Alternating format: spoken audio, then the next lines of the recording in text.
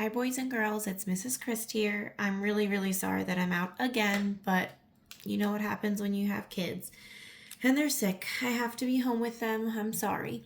But today you are starting module 4, okay? This module is going to be mostly about about multiplying and dividing fractions.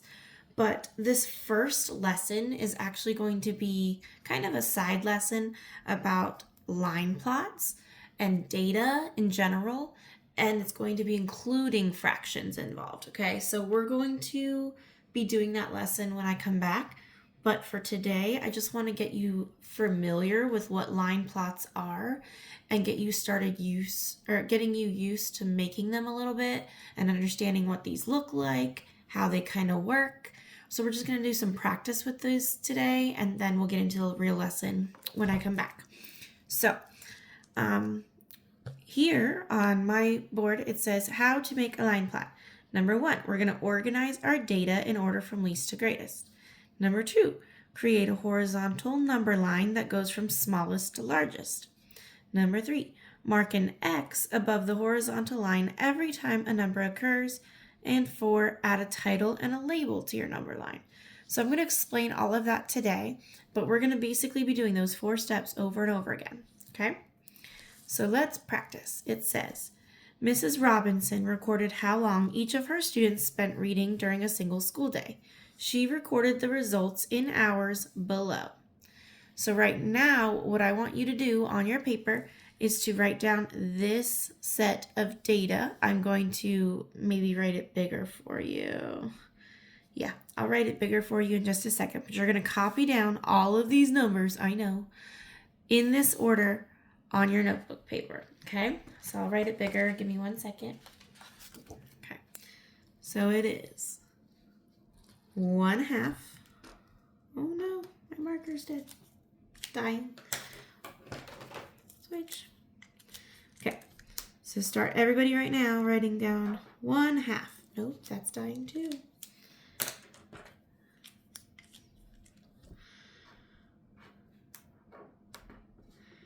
Okay, 1/2. And then put a comma. And then we're going to do 1.5. 1 and 1/2. Comma. Then you're going to do 1. Comma. 1/2.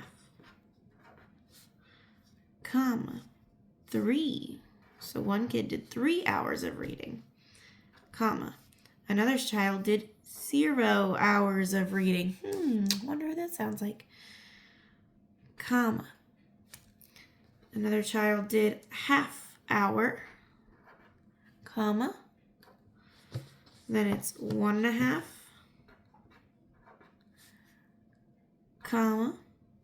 2 hours. Comma. There's a second 2. Comma. 1.5. Comma. 0. Comma. 3. Comma. 1.5. Comma. And 2.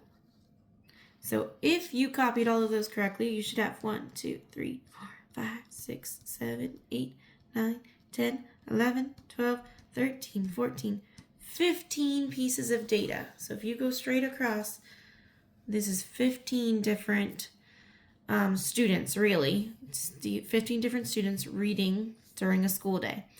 Okay? So you should have 15 pieces of data. One more time.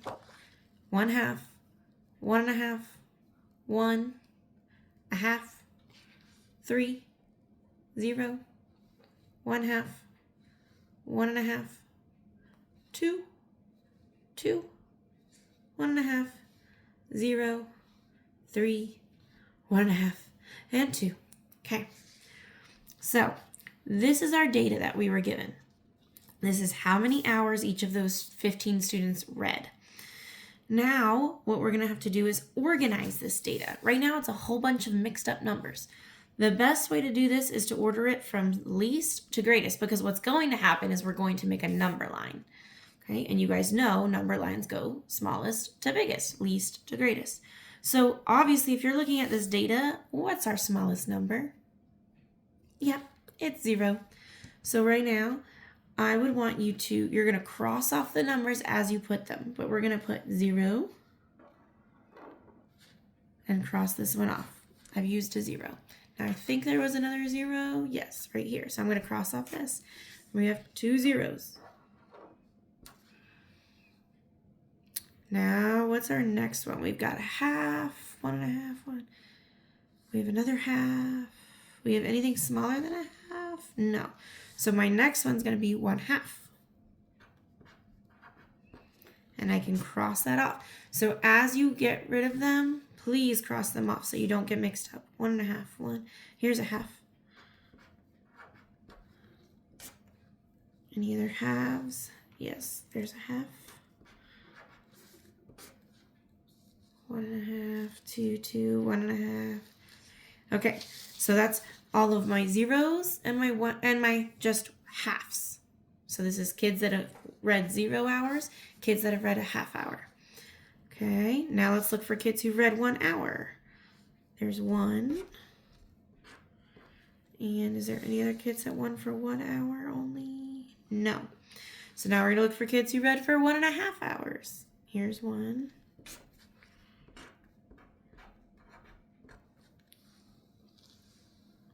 Here's 1. There's another one. And one more at the end here. So now we're looking for kids who read for 2 hours. Look at, you're just scrolling back through the data. Oh, there's 2 students here that read for 2 hours. 1, 2. Cross them off. Any more? Yep, there's 1 more who read for 2 hours. Were there any for 2.5? Let's look. No. And were there anybody for 3 hours? Yes, I have 1. I have 2 3-hour kids. So I have to squeeze them, sorry. So now I want you to double check. Do you have 15 numbers again? Because remember, you should have 15 data points. 1, 2, 3, 4, 5, 6, 7, 8, 9, 10, 11, 12, 13, 14, 15. Yes, I have 15 data points, which means I've used all my numbers. So that's good. That's what you want. You want to make sure you still kept the same data. You didn't count any numbers twice or you didn't lose any numbers. Okay, once you have done that, so that's what this first step was, organizing the results. So I could have wrote it here. Maybe I should do it here just so you have it in the same space here. Hold on 1 second. 1/2, 1/2, 1/2, 1, 1.5, 1.5, 1.5, 2, 3, another 1.5. Then I have 3 2s and 2 3s.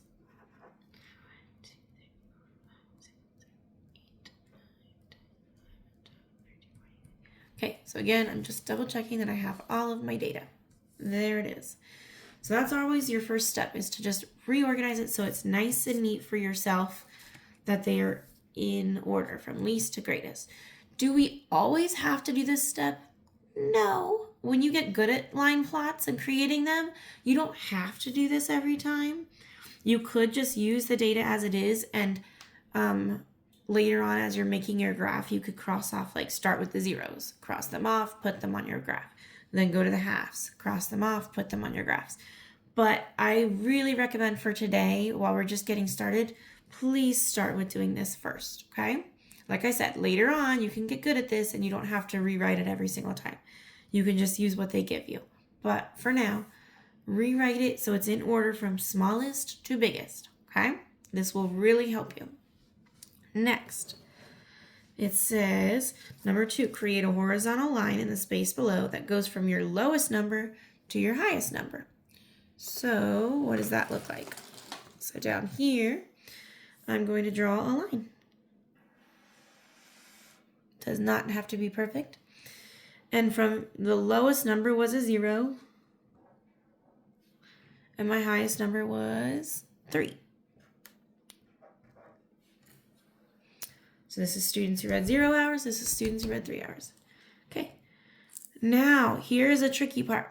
We need to split up this line plot, this number line, to represent this data. Well, if this is 0 and this is 3, I need to have my whole numbers on there first. Let's go ahead and make, this is 1 whole. This would be 2 wholes. Do we all agree this is 0, 1, 2, 3? That makes sense. But we have fractions involved.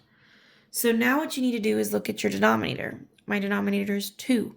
So each of these wholes needs to be split into 2 pieces. So I can cut it 1 time. And now this is a half and this is a half. So 0, this is 1/2. That's 1. So cut the next one into 2 pieces. This would be 1.5. And cut the next one into 2 pieces. So that's going to be 2.5. So I know we didn't have any 2.5s up here, but we still need to make sure my line graph, or my, why do I call it a line graph? My number line, sorry guys, I'm tired, still has all of the same size pieces. You want to make sure it's matching, okay? Now we've done number 2. Number 3 says mark an X above the horizontal line every time a number occurs. So this is where it's going to actually start to look like what we call a line plot. You're going to plot the data. So this 0, we have how many zeros? 1, 2. So you're going to draw 2 X's above the number 0. That means 2 students read for 0 hours. And then if you want to, you could cross this off. Okay? If you want to. Do you have to? No. But if you want to cross them off, go for it. Next up, how many do we have for a half? 1, 2, 3. So we're going to cross or make 3 X's. 1, 2, 3. How many students read for 1 hour? Just 1 kid. So 1X. How many students read for 1.5? 1, 2, 3, 4. So what should I do? Yeah, write 4 X's. 1, 2, 3, 4. How many read for 2 hours? 1, 2, 3. How many read for 2.5? None. So I can leave it blank. There's none there. And how many read for 3? 1, 2. So this is what we look, or this is the way a line plot looks. Finally, number 4 says, don't forget to add a title and to label your number line with the units. So a title would be, like we could say Mrs. Robinson's, or we could just, actually we don't even need that. We could say students reading, or hours read. How about that? Hours read by Mrs. Robinson's class.